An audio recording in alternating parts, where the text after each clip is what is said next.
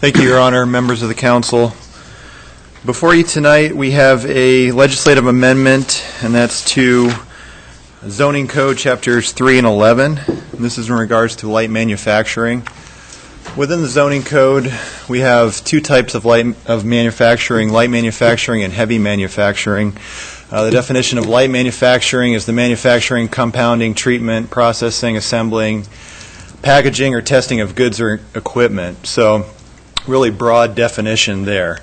Heavy manufacturing is a lot more intense. It's extraction, processing, treatment of raw materials, as well as handling, storage of explosive or radioactive materials or products.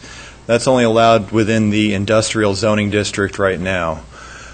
Looking at light manufacturing, it's permitted use within the RTO and industrial zones, as well as the motor business zone, which is a special use permit in order to achieve a light manufacturing use. Urban mixed commercial is a conditional use permit. And so special use permit and conditional use permit are essentially the same thing, same criteria for approval and everything.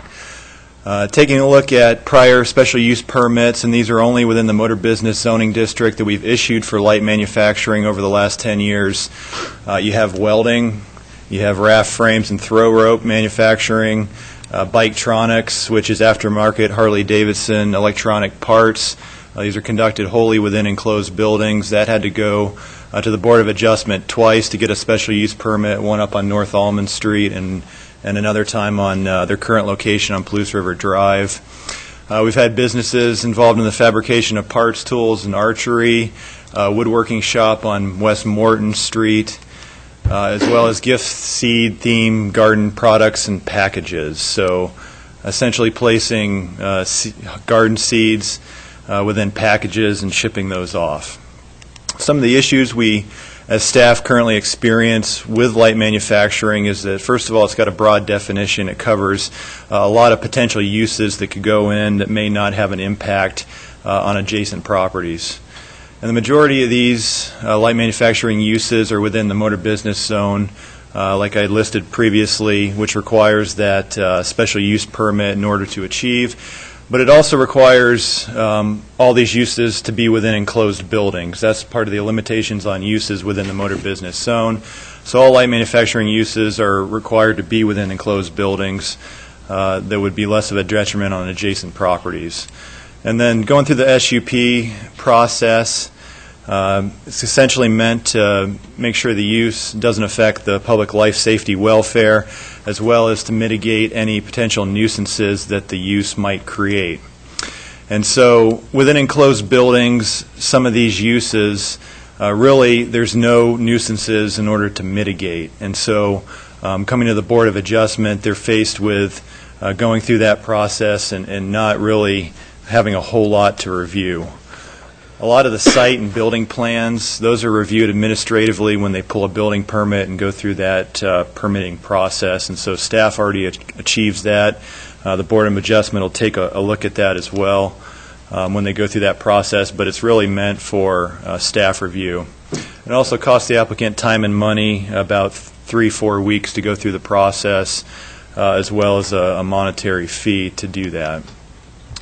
So as part of this, staff had taken a look at some other municipalities, how they deal with manufacturing and specifically light manufacturing. We had taken a look at Pullman, Lewiston, Post Falls, Boise, Coeur d'Alene, as well as Spokane. Most had nuisance languages included within their definitions.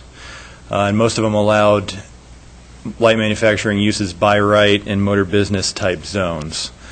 And so what staff's proposing is that within the definition of light manufacturing, we retain the same language that currently exists, but add on some other language. So the total definition would say the manufacturing, compounding, treatment, processing, assembling, packaging, or testing of goods or equipment that is primarily indoors and which does not present any adverse effect upon surrounding property from smoke, noise, vibration, dust, glare, air pollution, or water pollution. So what we're doing is taking that nuisance language and adding that to the definition in order to have essentially staff administer the definition and make sure the uses that go in light manufacturing type categories are abiding by the nuisance language. What we'd also do is shift special use permit under the motor business zone to have light manufacturing just be permitted by right. And so they wouldn't have to go to the Board of Adjustment, and they wouldn't have to go through the special use permit process within motor business.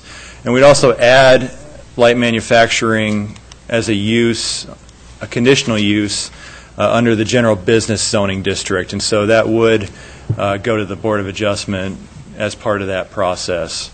And the reason why we're proposing a conditional use permit within the general business zone is generally these GB zones is in close proximity to downtown, so you may have instances where a little bit tighter of a traffic configuration, more pedestrian activity. There's also areas where it's adjacent to residential development, and so I think that introducing those types of use adjacent to the core of downtown as well as residential areas, you'd want some sort of mitigation through the Board of Adjustment, and that's why it's a conditional use permit under general business zone. Planning and Zoning Commission did conduct a public hearing, and that was on February 11th, and they recommended unanimously that approval to City Council. And so staff's recommendation before you tonight is to conduct a public hearing, and after considering testimony, approve the ordinance under suspension of the rules requiring 3 complete and separate readings, and then it be read by title and published by summary. I'd certainly be able to answer any questions that you might have. Questions from Michael? From council? I think we're okay, Mike. Okay. Okay, I will open this public hearing at 7:16. I would take testimony in favor. Saying nobody rush to the podium, I will take testimony, general testimony or opposition. Going once, going 2 times. I will close the public hearing. And I will refer to John. John, you were a liaison to planning and zoning when they passed this on the 25th. Would you like to speak? Yeah, this particular issue has been gone through real thoroughly, first by Mike in his preparation and trying to nail down all of the separate aspects. He's done a good job on that. Excellent. And then the Planning and Zoning Commission itself went through the process at length and sent him back a couple of times to change a few things. And he did so, came up with the resulting piece of work, and I think we ought to pass it. It was passed by the Planning and Zoning, like he said, with no opposition, and I think the work that's been done by the city staff and then reviewed by Planning and Zoning warrants passing it. And if you're ready for a motion, I'll make one. Go ahead if you wish. We'll discuss it too, John, so. Well, I would approve the ordinance under the suspension, move that we approve the ordinance under suspension of the rules requiring 3 complete and separate readings, and that it be read by title and published by summary. Second.